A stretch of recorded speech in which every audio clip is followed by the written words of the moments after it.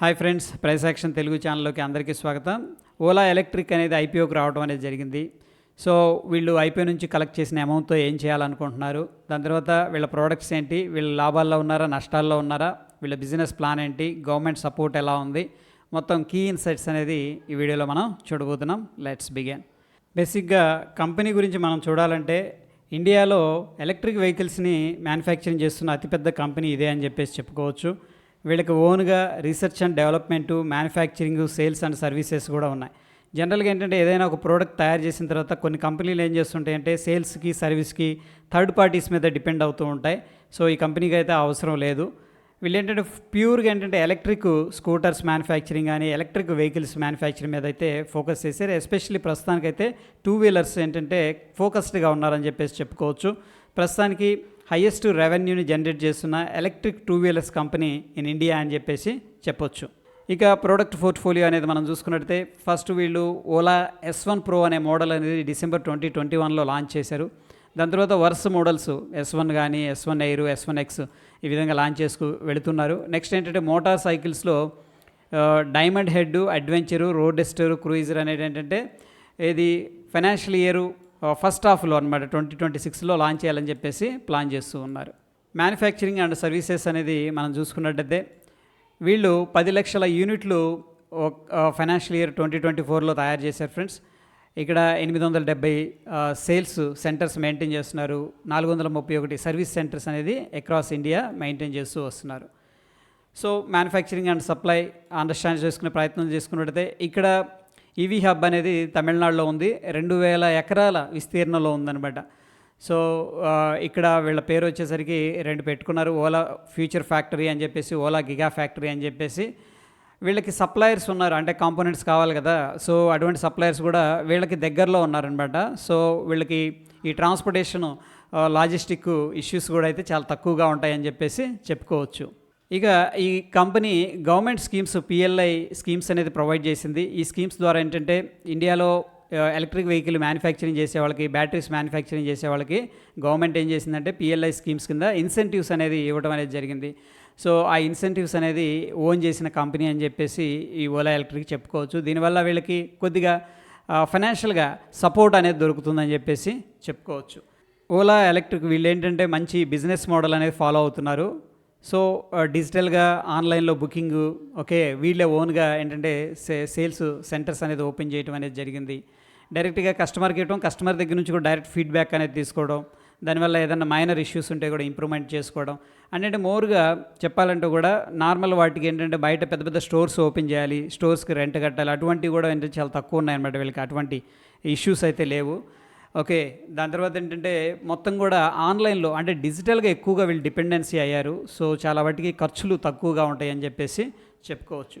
ఇక ఫైనాన్షియల్గా ఎలా ఉంది కంపెనీ స్టేటస్ ఏంటి అనేది మనం చూసుకున్నట్టయితే రెవెన్యూ 373 కోట్లు ఫైనాన్షియల్ ఇయర్ 2022లో జనరేట్ చేసింది. 2023లో తగ్గింది.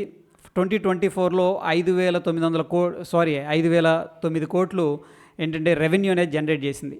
సో ఫ్రెండ్స్, రెవెన్యూ అంటే ఏంటంటే వీళ్ళు ఖర్చులేం తీసేయకుండా మొత్తంగా అసలు సేల్స్ చేస్తే ఎంత డబ్బులు వచ్చినాయి అనే దాన్ని మాత్రం ఇక్కడ రెవెన్యూగా మనం కన్సిడర్ చేసుకుంటాం.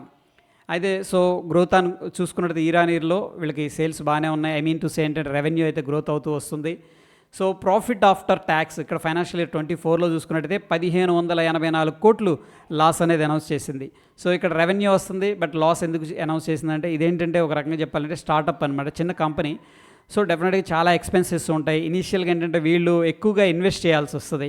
ఓకే, వన్స్ అంతా ఎస్టాబ్లిష్ అయిన తర్వాత దెన్ ఏంటంటే ప్రాఫిట్స్ అనేది తీసుకోవడం జరుగుతుంది. మన లైక్ జొమాటో కూడా చాలా సంవత్సరాలు లాసుల్లో నడిచింది. ఇప్పుడు రీసెంట్గా ఏంటంటే 235 crores దాకా ప్రాఫిట్ అనేది అనౌన్స్ చేసింది అనమాట. అట్లాగనే ఏదైనా ఒక యంగ్ కంపెనీ అని చెప్పేసి చెప్పుకోవచ్చు. అటువంటివి స్టార్టింగ్ దశలో నిలబడటం, అక్కడ ప్రాఫిట్స్ తీసుకోవడానికి కొద్దిగా టైం పడుతుంది. ఇంకా ఎబిటిడా మార్జిన్ అనేది మనం చూసుకున్నట్టయితే ఫైనాన్షియల్ ఇయర్ 2024కి 12.6% గ్రోత్ అయితే కనిపిస్తూ ఉంది. ఇక ఐపీఓ డీటెయిల్స్ అనేది మనం చూసుకున్నట్టయితే ఇప్పుడు ప్రస్తుతానికి ఏంటంటే ఐపీఓ ద్వారా 5,500 కోట్లు, మిగతాది ఆఫర్ ఫర్ సేల్ ద్వారా ఏంటంటే మిగతా అమౌంట్ అనేది కలెక్ట్ చేయడం అనేది జరుగుతుంది. ప్రైస్ బ్యాండ్ మనం చూసుకున్నట్టయితే 72 నుంచి 76 ఉంది. ఒకవేళ ఈ ఐపీఓ మనకు కావాలి అనుకుంటే హయ్యర్ ప్రైస్లో బిడ్ వేయటం మంచిదన్నమాట, 76కి పెట్టుకుంటే బెస్ట్. దాని తర్వాత ఈ ఐపీఓ తర్వాత ఏమవుతుందంటే మార్కెట్ క్యాపిటల్ 33,521 కోట్లు అవుతుంది. ఒకవేళ స్టాక్ అనేది 76లో లిస్ట్ అయింది అనుకోండి, 33,521 కోట్లు. ఒకవేళ 72లో గన బిడ్డింగ్ అనేది జరిగి అక్కడ ప్రైస్ అనేది నిర్ణయించారనుకోండి, 32,046 కోట్లు అనేది మార్కెట్ క్యాపిటల్ ఉంటుంది.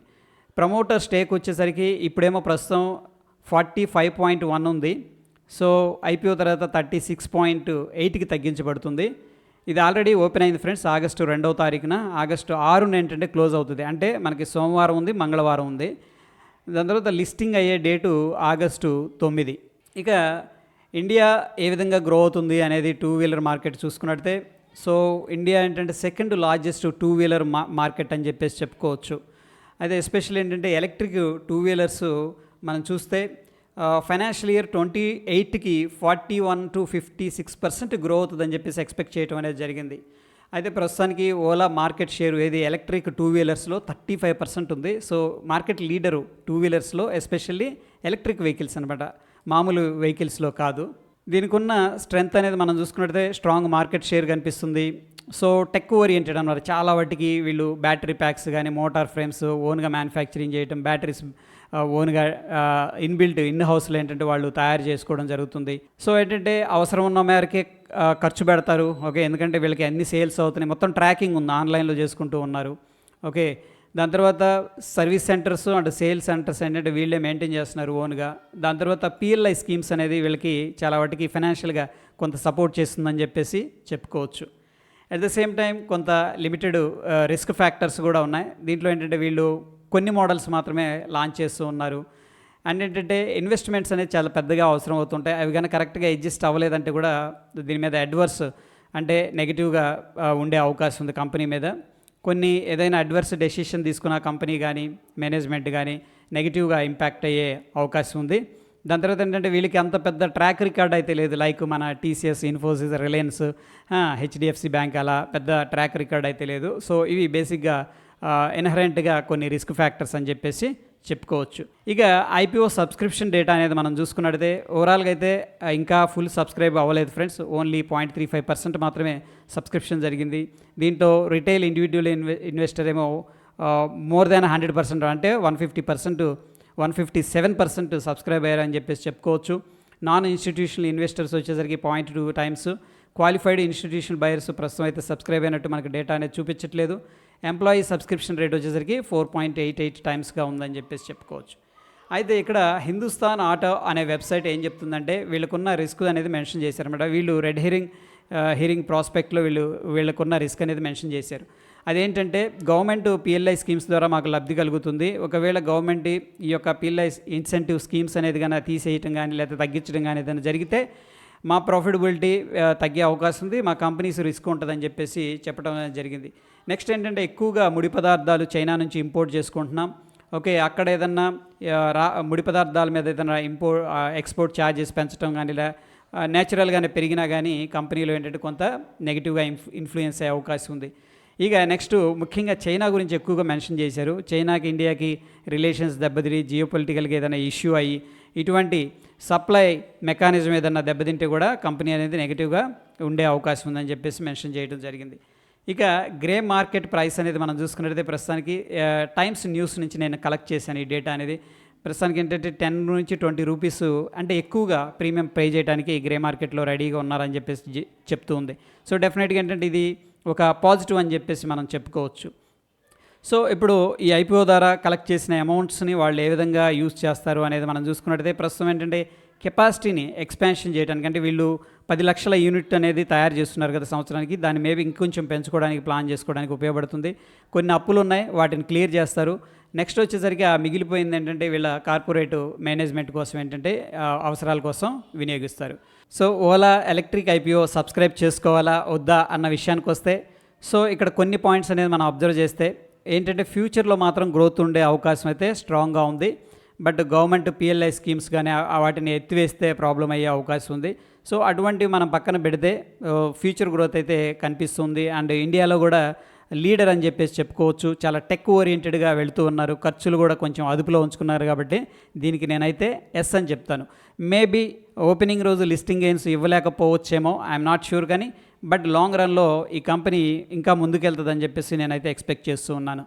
ఇది నా పర్సనల్ ఒపీనియన్ ఫ్రెండ్స్. మీరేమి ఎక్స్పెక్ట్ చేస్తున్నారు ఈ కంపెనీ గురించి? దీన్ని మీరు ఐపీఓకి అప్లై చేయాలనుకుంటున్నారా లేదా అనేది కింద కామెంట్ రూపంలో తెలియజేయండి.